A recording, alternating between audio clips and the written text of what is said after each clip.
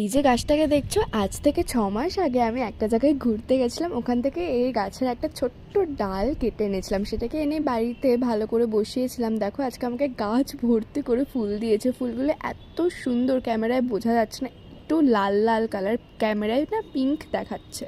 নিচে গিয়ে সুন্দর করে সকাল সকাল পুজো দিয়ে নিয়েছিলাম। আর আজকের ওয়েদারটা না একটু বেশ মেঘলা, সকাল সকাল মেঘলা ওয়েদারে বানিয়েছিলাম একটু চাউমিন, খেতে খুব ভালো হয়েছিল। চাউমিন খেয়ে দুপুরে রান্নাটা বসিয়ে দিয়েছিলাম। আজকে আমি এমনি সিম্পল রান্না করেছিলাম, একটু পেঁয়াজের ডাল আর একটু পুঁই শাক। যেহেতু রাত্রেবেলা আমাদের একটা বার্থডে ইনভিটেশন আছে, তাই জন্য দুপুরবেলায় সিম্পল রান্না করেছিলাম।